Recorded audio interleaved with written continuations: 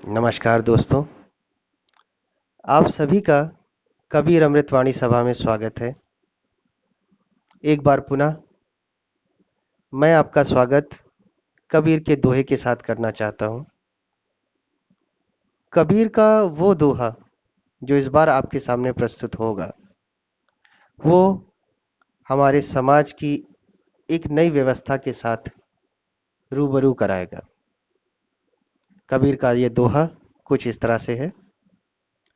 कबीरा तेरी झोपड़ी गलकटियन के पास, कबीरा तेरी झोपड़ी गलकटियन के पास, जैसी करनी वैसी भरनी, तू क्यों भइल उदास। कबीरा तेरी झोपड़ी गलकटियन के पास, जैसी करनी वैसी भरनी, तू क्यों भइल उदास। जी हाँ दोस्तों, मान लीजिए एक ब्राह्मण है जो अपने सभी रीति रिवाजों को मानने वाला है और पूर्णतः अपने धर्म पर समर्पित है। वो समय से पूजा करता है, शुद्ध मन से पूजा करता है और मांस मदिरा तक का सेवन नहीं करता। जो सात्विक आहार है उसे ग्रहण करता है, लेकिन उसका घर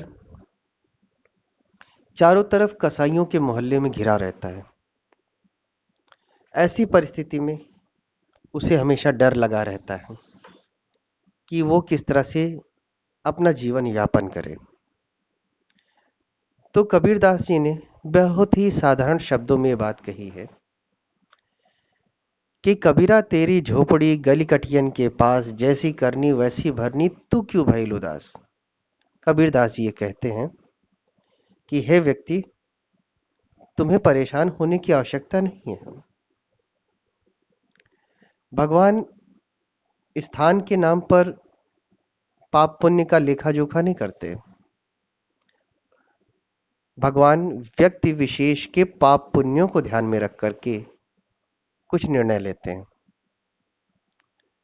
अगर आपका घर कसाईयों के मोहल्ले में है तो निश्चित ये मान के चलिए कि कसाईयों के किए गए कार्यों का प्रभाव आप पर नहीं पड़ेगा और आपके किए गए कार्यों का प्रभाव उन कसाईयों पर नहीं आएगा। कसाईयों का अपना अलग व्यापार है और आपका अलग व्यापार है। आपका अलग धर्म है, उनका अलग धर्म है। ईश्वर व्यक्ति की करनी का हिसाब करता है। अगर आपने अच्छे कर्म किए हैं तो उसका परिणाम अच्छा ही होगा, और कसाईयों ने अगर कोई बुरे कर्म किए भी हैं तो उनके साथ वैसा ही व्यवहार ईश्वर करेगा। उनके बुरे कर्मों का प्रभाव आप पर नहीं होगा और आपके अच्छे कर्मों का प्रभाव भी उन पर नहीं होगा। इसीलिए पूर्णतः निश्चिंत होकर अपने कर्म करते चाहिए। तो यहां पे एक सीधी बात कही गई है कि समाज में एक व्यक्ति दूसरे व्यक्ति से पता नहीं किस कारण, किस अनजाने डर की वजह से डरता रहता है। एक अनजान सा डर आज भी भारतीय समाज में लोगों के बीच मार्केटिंग का सबसे बड़ा कारण ये डर है। डरा करके लोगों से उनका वोट लेना, डरा करके लोगों से उनसे पैसे लेना, डरा करके लोगों से उनसे उनकी इच्छा के कार्यों को छुड़वाना, डरा करके लोगों से उनका सब कुछ छीन लेना। चारों तरफ डर का ही भय व्याप्त किया गया है। लोगों को पहले डराया जाता है, एक ऐसा डर जो समाज में है ही नहीं, एक ऐसी बुराई जो है ही नहीं,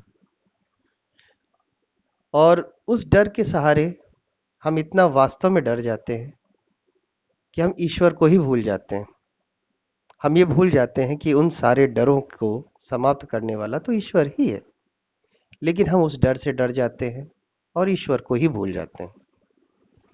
निश्चिंत होकर हमें भी अपने अपने कर्म करने चाहिए।